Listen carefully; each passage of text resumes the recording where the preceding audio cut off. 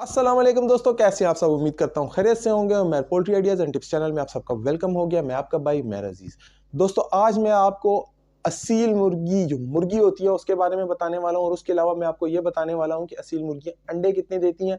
और अगर असील मुर्गी आपकी कुड़ुक हो जाती है तो आप उसको कुड़ुक से हटाने के लिए जो गलती करते हैं, अगर आप ये गलती कर रहे हैं तो फ़ौरन इस गलती को करना छोड़ दें, क्योंकि ये आपकी मुर्गी के लिए बहुत ज़्यादा नुकसानदेह होने वाली है।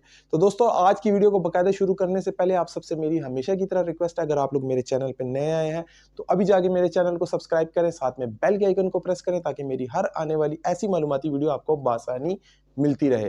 तो दोस्तों होता क्या है कि जब असील मुर्गी लेकर आते हैं तो आपके जहन में ये होता है कि ये बहुत ज़्यादा अच्छी मुर्गी है, इससे मैंने अच्छी ब्रीड लेनी है। और हकीकी बात भी यही है कि अगर आपने अच्छी ब्रीड लेनी होती है तो उसके लिए आपको अच्छी मुर्गी की ज़रूरत होती है। जितनी ज़्यादा अच्छी और असील मुर्गी आपके पास होगी उतना ज़्यादा अच्छा और असील चूज़ा और अच्छा और असील मुर्गा आपका निकलेगा। और जितना ज़्यादा अच्छा असील मुर्गा आपके पास होगा तो ये आप याद रखें उतनी ज़्यादा अच्छी असील मुर्गी आपकी निकलेगी। तो बहुत ही ज़्यादा शादिर नादिर लोगों को ओल्ड ब्लड लाइन की मुर्गी मिल जाती है। तो ये कॉन्सेप्ट आपके दिमाग से निकालता चलूँ कि जो ओल्ड ब्लड लाइन की मुर्गियाँ होती हैं वो कभी अपने मेल के साथ दूसरी मुर्गी को बर्दाश्त नहीं करती। अक्सर ये होता है कि आप बहुत सारी मुर्गियों मुर्गे के साथ छोड़ देते हैं, जिसकी वजह से काफ़ी ज़्यादा लड़ाई फाइट शुरू हो जाती है। और वो जो ओरिजिनल मुर्गी होती है, जो ओरिजिनल असील मुर्गी होती है, वो दूसरी मुर्गियों को कभी भी नहीं छोड़ती। और अक्सर वो ऐसी हरकतें करती है जैसे कि वो कोई मुर्गा हो। तो आप लोग भी कहते हैं पता नहीं ये ऐसे क्या वजह होगी। अक्सर ऐसा होता है कि मुर्गी के पाँव के नीचे कील भी होते हैं, और कील वाली मुर्गी भी होती है, वो भी असील मुर्गियाँ जो बहुत ज़्यादा अच्छी ब्लड लाइन की मुर्गियाँ होती हैं वो होती हैं। तो असील मुर्गियों की जो पाँव की नलियाँ होती हैं वो काफ़ी ज़्यादा मोटी होती हैं, ये मैं आपको बताता चलूँ।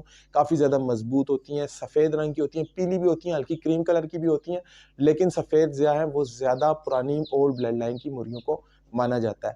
अब अंडों से आपने कैसे पहचान करनी है, असील मुर्गी जो होती है वो ज़्यादा से ज़्यादा जो है आपको 10, 11 या 12 अंडे देगी। इससे ज़्यादा असील मुर्गी कभी अंडे नहीं देती। मेरे पास एक काफ़ी ज़्यादा पुरानी ओल्ड ब्लड लाइन की मुर्गी थी जो कि मेरे पास तकरीबन 13 साल रही है।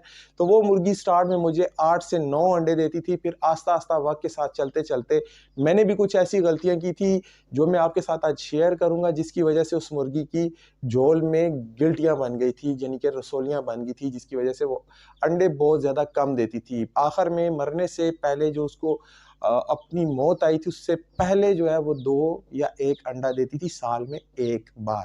तो ये मैं आपको बताता चलूँ कि जो असील मुर्गियाँ होती हैं वो साल में 3 दफ़ा अंडे ही देती हैं या 4 दफ़ा ही देती हैं, और बहुत कम मिकदार में देती हैं, और उनको कुड़ुक करने की ज़रूरत ही नहीं पड़ती। वो खुद ब खुद ही कुड़ुक हो जाती हैं। जो ही वो चौथा, 5वाँ अंडा देना शुरू कर देती हैं तो वो जिस जगह पे अंडा देती हैं वहाँ पे ज़्यादा देर स्टे करना शुरू कर देती हैं, ज़्यादा देर बैठना शुरू कर देती हैं, और अपना वो नेस्ट बनाना शुरू कर देती हैं। नेस्ट का मतलब कि अपना एक घोंसला सा बनाना शुरू कर देती हैं, जहाँ पे वो बैठ के अंडे के ऊपर जो है कि अच्छे तरीके से बच्चों को निकाल सके।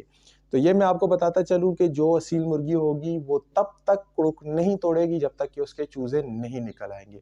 अक्सर ऐसे होता है कि आप मुर्गी बिठाते हैं और तीसरे-चौथे दिन ही मुर्गी उठ जाती है, और अंडे नीचे गंदे होते रहते हैं और मुर्गी उन अंडों के ऊपर नहीं बैठती। उसे परवाह ही नहीं होती कि भाई ये मेरे अंडे हैं या पता नहीं किसी और के अंडे हैं। तो ऐसी मुर्गियाँ भी ठीक बिल्कुल भी नहीं होती। तो अब आगे चल के मैं आपको ये बताता चलूँ कि जो असील मुर्गियाँ होती हैं अक्सर लोगों को लालच आ जाती है और उन्हें काफ़ी ज़्यादा भूख होती है ज़्यादा अंडों की। तो वो क्या कर रहे होते हैं कि जो ही उनकी मुर्गी आखिरी अंडा देती है वो देखते हैं 2-3 दिन में मुर्गी अब बैठना शुरू हो गई है।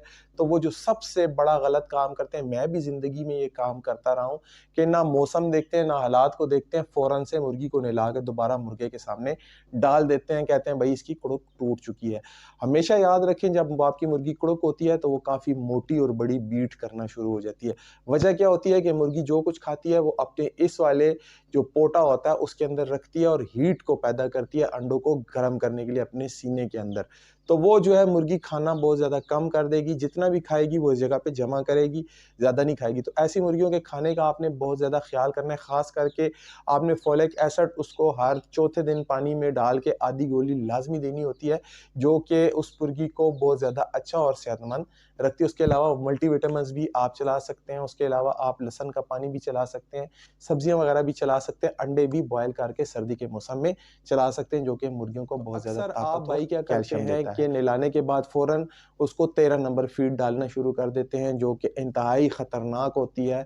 उस वक्त तो आपकी मुर्गियां आपको बहुत ज़्यादा अंडे देना शुरू हो जाती हैं, लेकिन उसमें से काफ़ी ज़्यादा अंडे अनफर्टाइल निकलते हैं और 4 या 5 ही अंडों में से चूज़े बाहर आ रहे होते हैं। वो क्या हो रहा होता है कि फीड की वजह से अंडे वापस चल के आ रहे होते हैं और वो अनफर्टाइल होते हैं। तो ऐसे अनफर्टाइल अंडों को लेने का क्या फ़ायदा, जिससे आपकी मुर्गियां ही ख़राब हो रही हों। तो इससे सबसे बड़ा मसला ये होता है कि आपकी मुर्गी की जो झोल होती है उसके अंदर फीड की वजह से चर्बी आ सकती है। उसके अलावा जो है कि अगर आप लोग नहला देते हैं पहले ही मुर्गी को दोबारा अंडे लेने के लिए, वक्ती तौर पे आपको वो 5-6 अंडे और भी दे देगी, लेकिन मसला क्या होगा कि उसकी झोल के अंदर छोटे-छोटे से जो है कि वो रसोलियाँ सी बन जाएँगी, गिल्टियाँ सी बन जाएँगी, जो आगे चल के मुर्गी को मुकम्मल बाँझ कर देगी और ऐसी मुर्गी का कोई भी इलाज नहीं होता।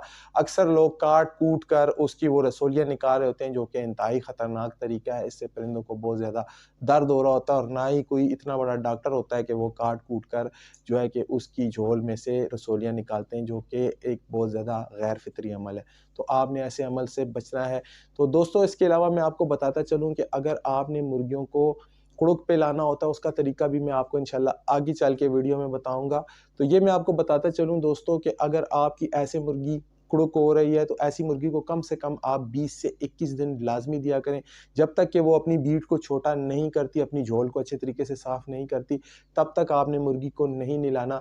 और सर्दी में तो बिल्कुल ही नहीं नहलाना, क्योंकि अगर ऐसी हालत में आप मुर्गी को नहलाएँगे, तो आपकी मुर्गी को फालिज और लकवा होने का मसला होगा और आपसे वो मुर्गी ज़ाया हो जाएगी। उम्मीद करता हूँ आज की वीडियो आपको समझ आ गई होगी। अगर समझ आई है तो अपने दोस्तों के साथ लाज़मी शेयर कीजिएगा। मिलूँगा आपके साथ एक नए टॉपिक के साथ, एक नए वीडियो के साथ। तब तक के लिए भाई को इजाज़त दीजिए। अल्लाह हाफ़िज़।